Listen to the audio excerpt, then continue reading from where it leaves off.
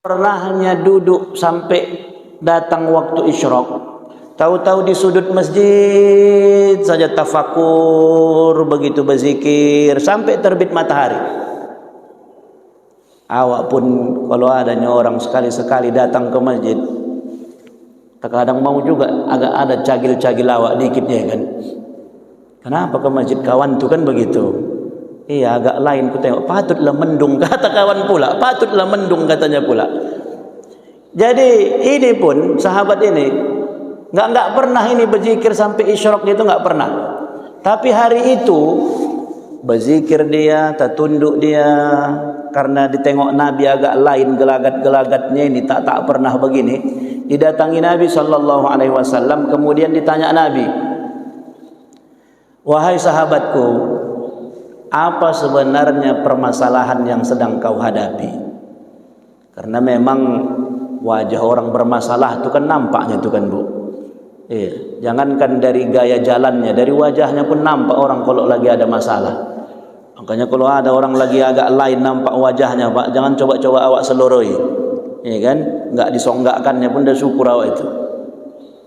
Jadi karena ditengok Nabi sudah lain, kemudian sahabat ni pula karena sudah kadung ditanya mau bercerita sogan, tapi karena sudah ditanya pula ceritakanlah. Jadi begininya Nabi, jadi begininya Rasul, hari ini adalah tanggal jatuh tempo. Hari ini adalah tanggal jatuh tempo. Rupanya hari itu adalah hari pelunasan hutang. Udah berpikirlah dia mulai dari tadi malam, oh mak sempat datanglah si Bakri, nanti pagi macam mana lah menjawabnya ini, kan begitu. Tahu ibu si Bakri? Batak kredit. Kalau sempatlah datang nanti si Bakri menagih hutang, macam mana lah ku bikin ini. Inilah janjiku terakhir, harus ku bayar hutang-hutangku pagi ini, katanya. Itu rupanya yang menjadi permasalahan. Memang kalau sudah pas begitu tanggalnya ya kan Bu, pening juganya kepala. Apalagi bolak-balik masuk WA, masuk telepon, agak pening kepala. Sahabat Nabi itu pun begitu. Jadi karena sudah begitu diceritakan, Nabi kemudian mengajarkan satu doa. Maukah kau kuajarkan satu doa yang apabila engkau amalkan, Allah Subhanahu wa taala luaskan rezekimu sehingga Allah mudahkan engkau untuk melunasi hutang-hutangmu. Jadi ini doa yang diajarkan Nabi, doa supaya luas rezeki, supaya bisa bayar hutang, bukan doa lunas hutang. Karena tak ada itu Bapak Ibu, doa lunas hutang, tak ada cerita. Yang namanya hutang tetap wajib bayar. Enggak ada gara-gara ibu baca nanti doa ini 100 kali setiap subuh lunas hutang, dah ada itu. Yang namanya hutang tetap bayar. Cuman macam mana supaya dibuka akan Allah rezeki awak, ya, yang selama ini cuman dapat sekian bisa dapat sekian supaya bisa melunasi hutang. Itulah doa yang diajarkan Nabi. Allahumma inni a'udzubika minal hammi wal hazan wa a'udzubika minal ajzi wal kasal wa a'udzubika minal jubni wal bukhal wa a'udzubika min ghalabatid daini wa qahrir rijal. Apa Ibu? Oh, mana tak hafal lagi tu Ustaz. Ujungnya sajalah jahal itu Ustaz. Nanti ku share sama Pak Prapto, di share di grup nanti ya, di grup WhatsApp supaya bisa dibaca-baca, bisa diamal-amalkan. Kalau yang banyak-banyak kali utang, disitulah dia. Wah, min ghalabatid dain di ujung itu. Min ghalabatid dain, aku berlindung kepadamu ya Allah dari lilitan hutang. Karena ternyata hutang ini termasuk penyakit.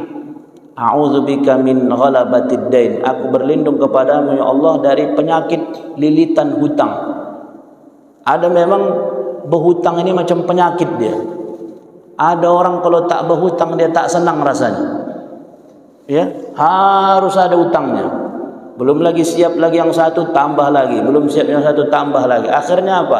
Tak sedikit rumah tangga yang hancur, rusak gara-gara banyak hutang. Tak tahan menengok gaya tetangga, tengok tetangga beli mobil, demam waktu. Ya, akhirnya macam mana? diarsaklah, dicarilah cara supaya macam mana kawan punya mobil, aku pun punya mobil. Terakhir, padahal hitung-hitungnya belumnya pas, paksakan juga, terakhir mogap, di ujung baru ketahuan. Maka nanti doanya kita share supaya bisa jadi amalan kita. Salawat salam kepada baginda Nabi besar Muhammad sallallahu alaihi wasallam. Allahumma salli ala sayyidina Muhammad wa ala ali sayyidina Muhammad. Mudah-mudahan tetap istiqamah kita Bapak Ibu untuk mengamalkan sunnah beliau. Termasuk sunnah-sunnah beliau yang perlu kita jaga adalah melaksanakan kajian subuh, salat subuh berjamaah, dan termasuk ada satu ustaz yang saya dengar nasihatnya bagus sebenarnya. Apa kata beliau? Maunya kalau sudah 40 ke atas umur awak, ya Bu, maunya kalau sudah 40 ke atas umur awak, salat zuhur tuh jangan lagi 4 rakaat. Kalau sudah 40. Ada yang di bawah 40 di sini? Kurasa tak ada lagi lah ya, rata-rata sudah 40. Kalau sudah 40 umur awak, maunya solat zuhur itu jangan lagi 4 rakaat. Maksudnya macam mana? Bukan zuhurnya ditambah jadi 8, jadi 12, tidak. Maksudnya kalau sudah di atas 40 umur awak, jangan lagi yang wajib-wajib saja yang dikerjakan. Jangan lagi yang wajib. Zuhur itu wajibnya 4. Tapi kalau sudah di atas 40 maunya jangan lagi yang wajib saja, sudahlah mengamalkan solat sunnah. Jadi zuhur itu kalau bisa Bu, Pak, minimal zuhur awak itu 8 rakaat. Lebih patennya zuhur awak itu 12 rakaat. Kalau bisa awak zuhur 12 rakaat, paten. Kalau tak bisa 12 rakaat, pinomat 8 rakaat. Jangan lagi udah dari koci awak zuhur 4 rakaat saja sampai tua 4 juga lah zuhurnya. Jadi macam mana maksudnya 12 rakaat? 12 rakaat zuhur itu 4 rakaat sebelum zuhur, 4 rakaat zuhur, 4 rakaat setelah zuhur. Berarti berapa itu Bu? 4 kali 3, 12. Jadi caranya 2 sebelum zuhur, 2. Ya, niatnya 2 rakaat sebelum zuhur. Siap, tambah lagi 2 lagi. Kemudian masuk zuhur 4 rakaat, siap zuhur 2. Berarti semuanya 12 rakaat. Kalau tak bisa 12 rakaat, pinomat 8 rakaat. Berarti 2 sebelum 4 zuhur 6, tambah 2 sesudah berarti 8. Itulah maunya pinomat amalan awak. Jadi yang wajib dikerjakan, kemudian tambah dengan amalan sunnah, termasuk diantaranya adalah sunnah qobliyah sama ba'diyah. Makanya alhamdulillah masjid kita ini udah ada menit komatnya, ya kan Pak? Aku pun mau buatlah di masjidku ini. Gimana bolehnya nah? Iya, karena penting kali ini Pak. Jangan gara-gara mau cepat komat, terakhir masih lagi sholat sunat kawan, sudah mau komat saja waktu. Hari masjid kami kejadian ini, ya kan Bang? Di masjid kami kejadian ini. Padahal sunnahnya itu dibikin waktu begini ada jeda. Siapa assalamualaikum macam tadi lah qobliyah subuh. Assalamualaikum masih sempat lagi awak berdoa. Kenapa? Waktu paling afdol untuk berdoa dan waktu yang mustajab itu adalah antara azan dengan iqamah. Sayang kali waktu antara azan dan iqamah itu kita tinggalkan hanya gara-gara ondak copat qomat. Aku terkadang bingung apa kali yang ondak dikojarkan, ondak copat-copat saja qomat. Rupanya waktu pula kalau tak copat dia qomat, di luar orang qomat habis. Akhirnya masih lagi tahiyat awak terkadang begini, udah berdiri waktu. Belum lagi siap awak assalamualaikum udah Allahu Akbar katanya. Oi dalam hatiku. Iya, enggak sempat awak mendoa. Makanya alhamdulillah ada jam kita menit begini, jadi ketahuan kita. Jadi awak pun terlambat misalnya, awak tengok 3 menit lagi, masih sempat sholat sunat, kan begitu. Dan tak boleh orang qomat sebelum berbunyi paten. Maka oleh karena itu, kalau macam zuhur, ya masih sempat awak 2 rakaat, siap 2 rakaat, tengok 3 menit lagi, sempat tambah 2 lagi, tambah lagi 2, supaya dapat zuhur kita sebelum zuhur 4. Kemudian setelah zuhur, kalaulah tak banyak kerjaan awak, udah pensiun, tak apalah lagi ada kerjaan-kerjaan, ya, enggaknya pala ada cepat-cepat mau, udah pelan-pelan kita coba 4 sebelum, 4 sesudah. Kalaupun belum sanggup, pinomat kata orang Labuhan Batu, 2 sebelum sama 2 sesudah. Itu termasuk sunnah Nabi SAW selain solat wajib yang kita kerjakan. Bapak Ibu jamaah yang dirahmati Allah. Baik, kaji kita pada kesempatan subuh ini adalah hadis ke-20, halaman 29. Judul kita adalah miliki sifat malu.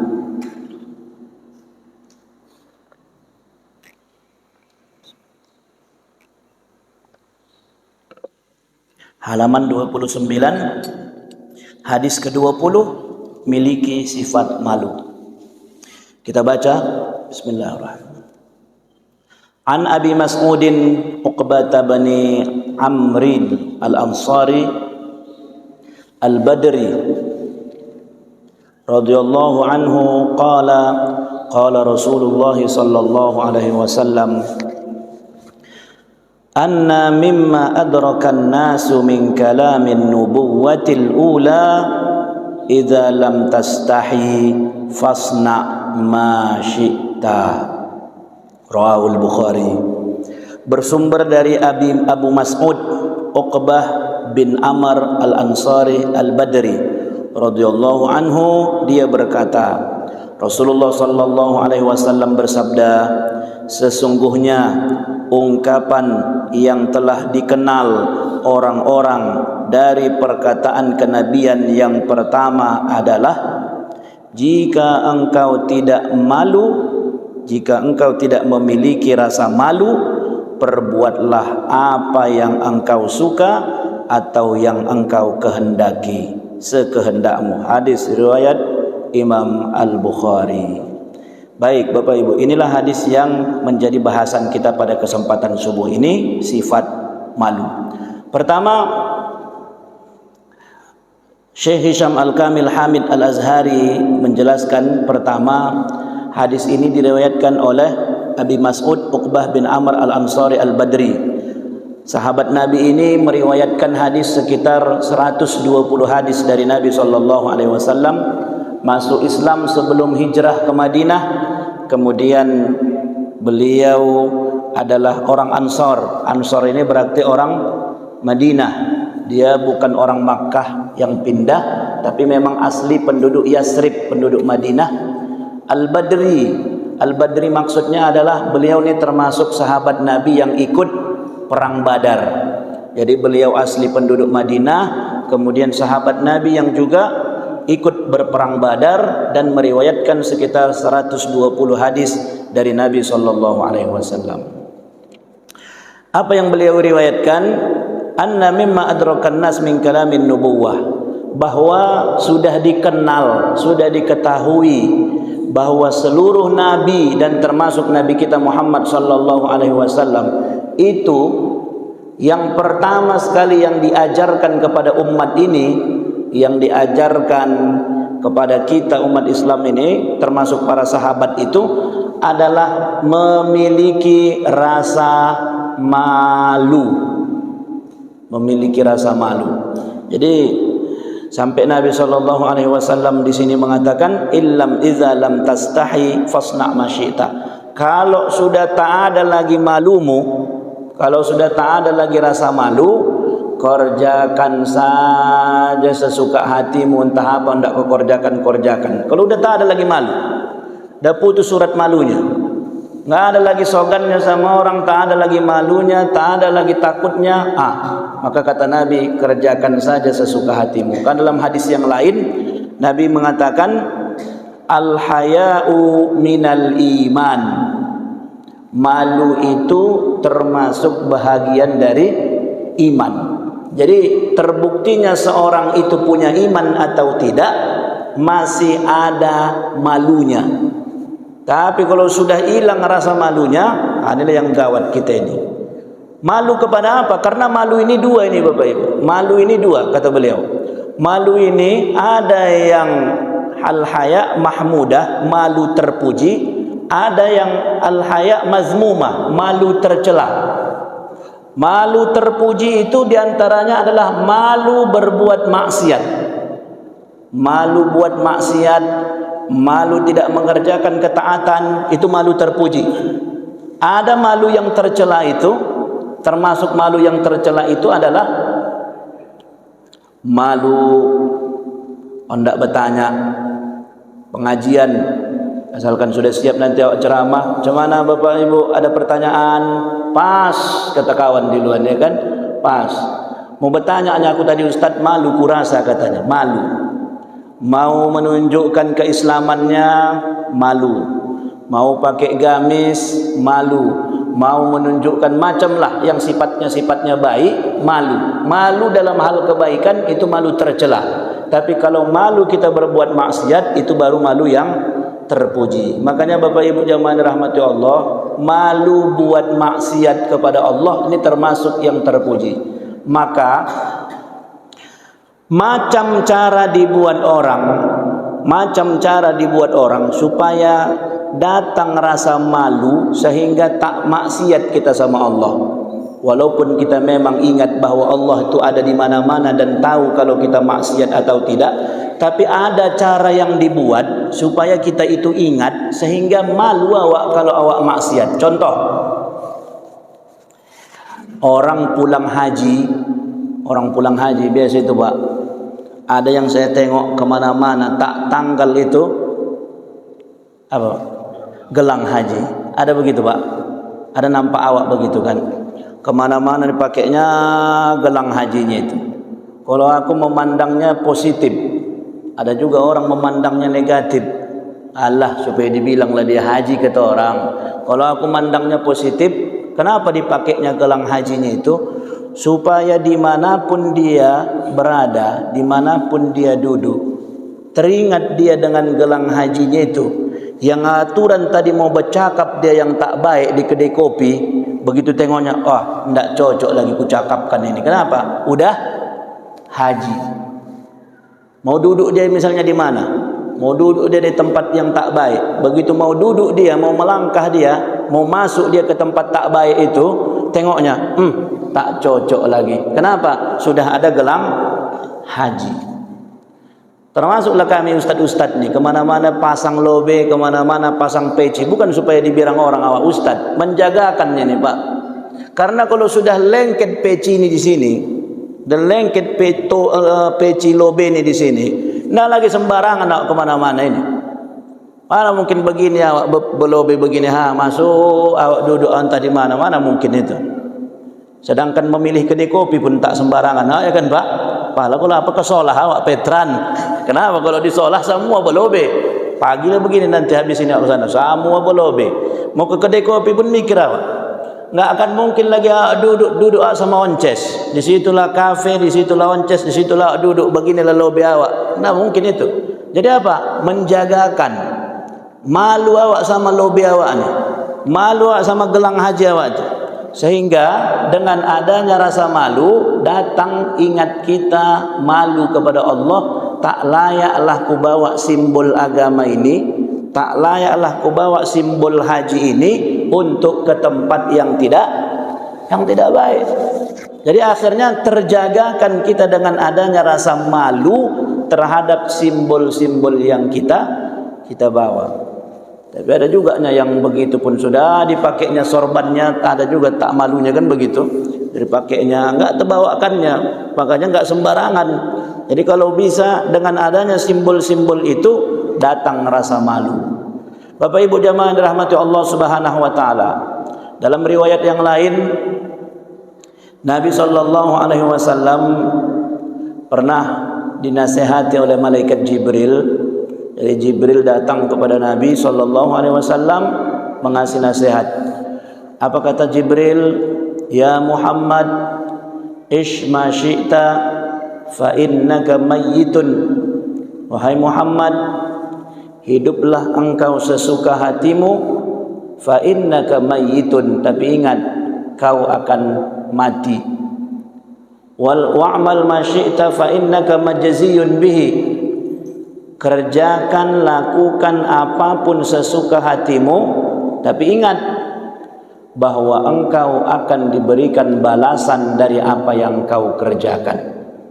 Itu pesan malaikat Jibril kepada Nabi kita Muhammad sallallahu alaihi wasallam, dan tentunya pesan itu juga kepada kita. Apa katanya? Ishma syi'ta fa innaka mayyitun. Hiduplah kau suka-suka hati di dunia ini. Hiduplah kau suka-suka hati di dunia ini. Mau tak solat, tak solat. Mau tak puasa, tak puasa. Mau apapun kau kerjakan, kerjakanlah. Mau apapun tak kau kerjakan, tak kerjakanlah. Tapi ingat, fa innaka mayyitun, bahwa kau di dunia ini tak hidup selama-lamanya, bakal mati. Bakal mati. Fa innaka mayyitun.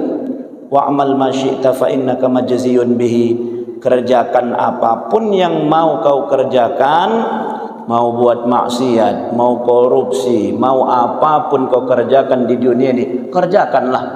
Tapi ingat, fa innaka majziyun bihi, kau akan mendapatkan balasan dari apa yang kau kerjakan. Kalau ini jadi panduan kita, Bapak Ibu, begitu mau mengerjakan sesuatu, bolehnya kerjakan suka-suka hati, boleh, asalkan tahan lawak.